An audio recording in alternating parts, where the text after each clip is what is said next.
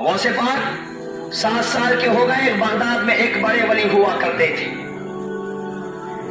7 سال کے ہیں، آپ کو معلوم ہے 7 سال کا بچپنا بچہ بالکل انداز میں کھیلتا ہے، تو غوث پاک ایک گیند سے کھیل رہے ہیں۔ ایک وقت کی عورت وہاں پر، اس وقت کی جو خاتون تھی، اس ولی کی بارگاہ میں گئی۔ ولی اللہ کے ولی سے کہا سرکار 20 سال ہو گئے ہیں، میرے گھر اولاد نہیں ہوئی ہے، نظر کرم فرمائے۔ عزیزو، یہ فتنہ بعد میں آیا، پہلے تو ولیوں کی بارگاہ میں جھولی پھیلا پھیلا کر مانگا جاتا تھا، تو اس پر بات نہیں کریں گے، مگر وقت کی جو ہے ولی کی بارگاہ میں حاضر ہے، وہ غوث جو ہے گیند سے کھیل رہے ہیں، یہ بندی اللہ کی بندی جو ہے وقت کے ولی کے پاس جاتی ہے کہ سرکار نظر کرم فرمائیے۔ وقت کا ولی آسمان پر دیکھتا ہے، لوح محفوظ پر دیکھتا ہے کہ اے خاتون تیرے قسمت میں بچہ نہیں ہے، مایوس ہو جاتی ہے۔ سرکار نظر کرم فرمائیے، اگر قسمت میں ہوتا تو آپ کے پاس آتی، پھر بھی کہا کہ تیری قسمت میں نہیں ہے، چل جا۔ غوث پاک گیند سے کھیل رہے ہیں، آتی ہے، غوث پاک پوچھتے ہیں ماں کیوں مایوس ہے، اے مائی کیوں مایوس ہے؟ تو بچہ سمجھ کر کچھ بتا ہی نہیں۔ غوث پاک ضد کرتے ہیں ماں جی بتائیے، ہو سکتا ہے میں آپ کا معاملہ حل کر دوں۔ آج کے بچے کے پاس تو ایسے الفاظ نہیں ہوتے ہیں ادب کے، مگر وقت کا غوث ہاتھ میں گیند ہے، کھیل رہا ہے، اور روتوں کا بھی رونا دے کر نہیں جا رہا ہے۔ ماں جی مجھے بتائیے، اگر میرے پاس کوئی حل ہوا تو میں کروں گا۔ بچہ سمجھ رہی ہے، بتا نہیں رہی ہے۔ غوث پاک ضد کرنے لگے، اڑ گئے، اگر آپ نے نہیں بتایا تو میں جانے نہیں دوں گا۔ کہیں کہ فلا فلا ولی کی بارگاہ میں آئی ہوں، پورا یقین ہے کہ اللہ بھی دیتا ہے، ولی اللہ کے وسیلے جو ہے اللہ کی بارگاہ سے مانگ کر دیتا ہے، مگر دیکھ کر آئی ہوں کہ ولی نے کہہ دیا کہ میں نے لوح محفوظ پر دیکھا تیری قسمت میں اولاد نہیں۔ آج لوگ بہت جلدی مایوس ہو جایا کرتے ہیں اللہ کی رحمت سے، تو مایوس نہ ہو۔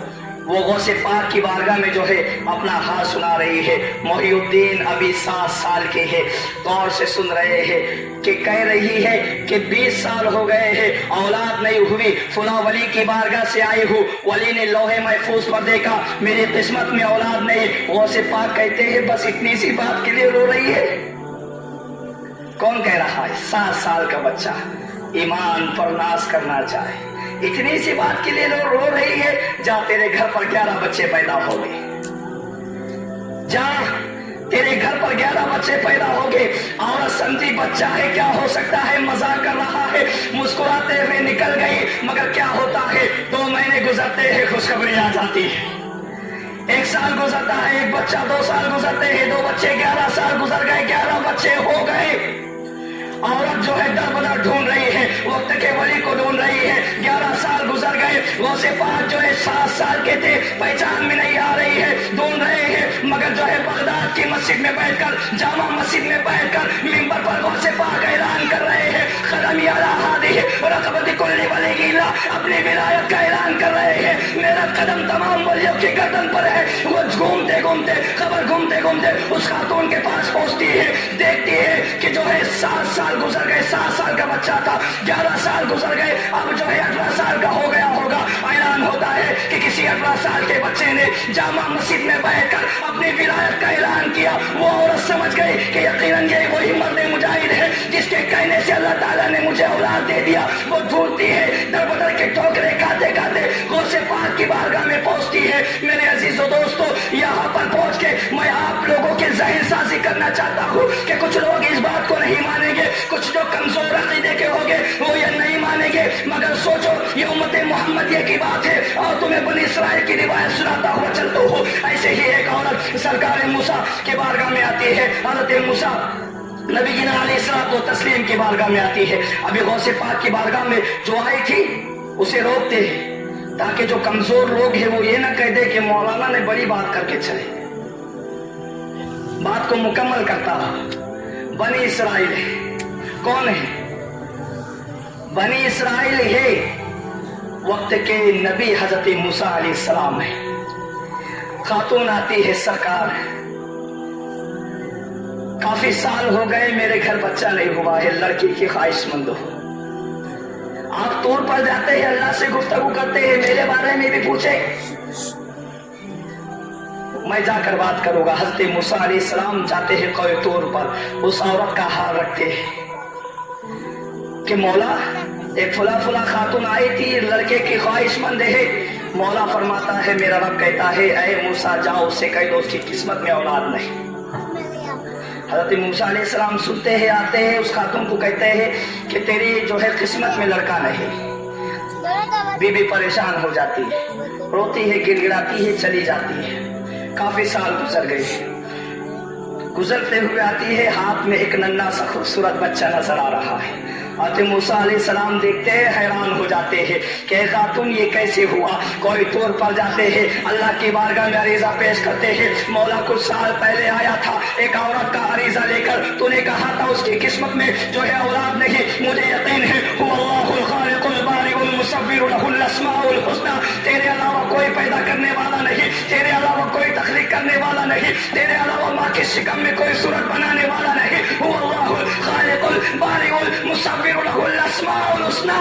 مولا تو نے کہا تھا کہ لوح محفوظ پر جو ہے اس کے لیے اولاد نہیں ہے، تو آخر ماجرا کیا ہے کہ بچہ جو ہے وہ بچے کو لے کر آتی ہے، وہ عورت کے ہاتھ میں میں نے ایک ننھا سا بچہ دیکھا، ماجرا کیا ہے؟ مولا کہتا ہے کہ جاؤ اپنی قوم کے پاس جاؤ اور جو ہے انسان کا گوشت لے کر آؤ۔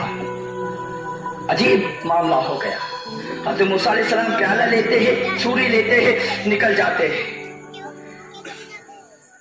ایک کے پاس جاتے وہ کہتا ہے میں اپنا گوشت کیسے دے سکتا ہوں؟ جانور کا گوشت ہوتا کوئی بات ہے، بھیڑ کا، بکری کا، گائے کا، اس کا کوئی بات ہے، مولا انسان کا گوشت مانگ رہا ہے، میں نہیں دے سکتا۔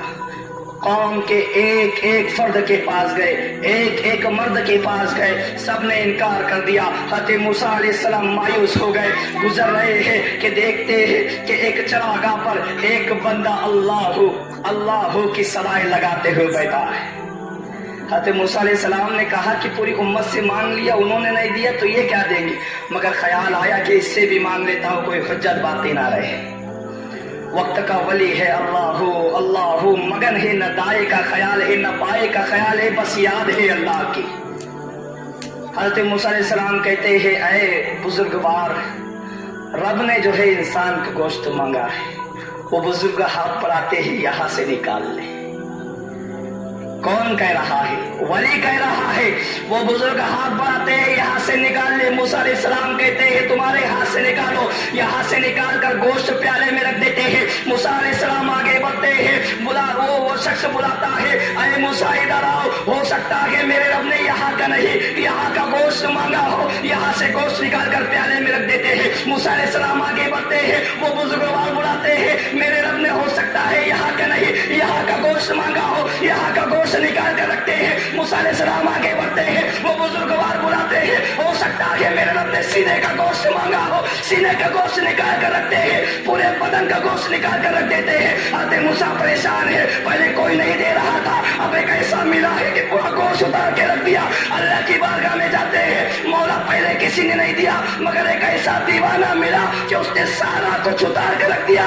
اللہ کہتا ہے اے موسیٰ، جب وہ عورت تیرے پاس آئی ہے، اس کے پاس کوئی اولاد نہیں تھی، اس کی قسمت میں کوئی اولاد نہیں تھی، مگر وہ مایوس نہیں ہوئی، وہ اسی اللہ والے کے پاس گئی اور دعا کے لیے کہا تو اے موسیٰ ذرا بتا جو میرے نام پر اپنے جسم کا سارا گوشت اتار کر دینے کو تیار ہے، اگر وہ مجھ سے ہاتھ اٹھا کر مانگے تو میں اسے ایک بچہ بھی نہ دے سکوں، تو میرے خدائی پر تو نے کیا کرنا ہے؟